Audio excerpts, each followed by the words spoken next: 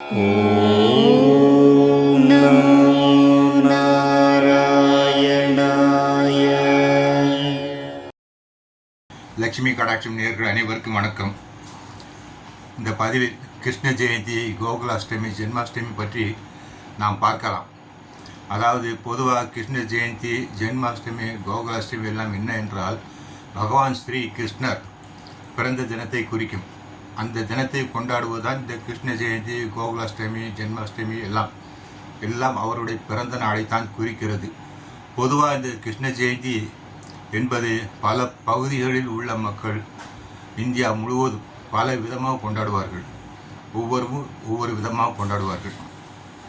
பொதுவாக இந்த கிருஷ்ண ஜெயந்தி வரும்போது மக்களுக்கு ஒரு சந்தேகம் வந்துடும். என்னென்றால் கிருஷ்ண ஜெயந்தி, கோகுலாஷ்டமி இதில் நாம் எதை கொண்டாடுவது என்று. இது என்னென்னா 2 விதமாக கணக்கிடப்படுகிறது. ஆடி மாதம் ஒரு கிருஷ்ண ஜெயந்தி வந்துடும், ஆவணி மாதம் சில நேரங்கள் வந்துடும். இப்போ இந்த வருஷம் அப்படி தான் வந்திருக்குது. இதில் எதை கொண்டாடுவது என்று அப்படி பார்க்கும்போது இந்த வருகிற செப்டம்பர் 15, 16ஆம் தேதியா என்று வரும்.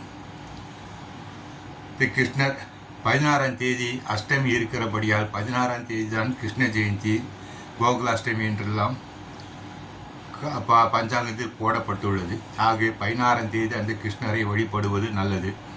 மேலும் அவர் பிறந்த நட்சத்திரம் ரோகிணி அன்று இல்லை. அன்று கார்த்திகை நட்சத்திரம் தான் இருக்கிறது. ஆனால் அஷ்டமி திதி இருக்கிறது.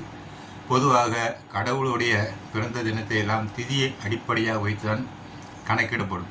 அப்படி பார்க்கும்போது இந்த 16ஆம் தேதி கிருஷ்ண ஜெயந்தி என்று கொண்டாடலாம். கோகுலாஷ்டமி கூட அன்று தான். இரவு 11:30 வரை அஷ்டமி இருக்கிறது. இரவில் தான் பிறக்கிறார் கிருஷ்ணர். அதாவது நள்ளிரவில் அஷ்டமி தேதி ரோகிணி நட்சத்திரத்தில் தான் பிறக்கிறார். ஆவணி மாதம் தேய்பிரை.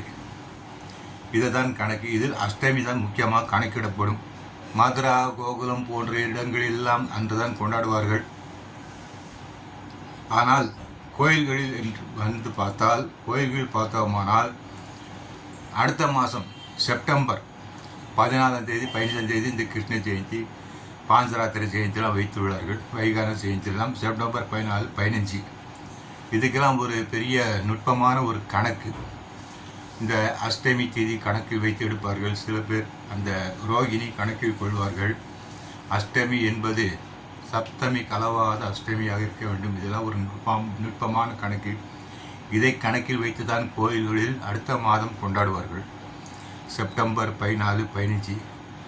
மற்றபடி இந்த இப்போ வருகிற கிருஷ்ண ஜெயந்தி 16ஆம் தேதி அந்த கிருஷ்ணரை பூஜை செய்து வழிபடலாம். கிருஷ்ண ஜெயந்தி அன்று பூஜை செய்வது என்பது மாலை 6 மணிக்கு மேல் செய்வது நல்லது. மாலையில் தான் இந்த பூஜை செய்வார்கள். சப்போஸ் அன்று நமக்கு பலவித சூழல் போக முடியவில்லை, செய்ய முடியாது என்றால் காலையில் கூட செய்து கொள்ளலாம். அதில் ஒன்று தவறும் இல்லை. கிருஷ்ணரை நாம் வணங்கி ஆக வேண்டும். மங்களானி பவன்.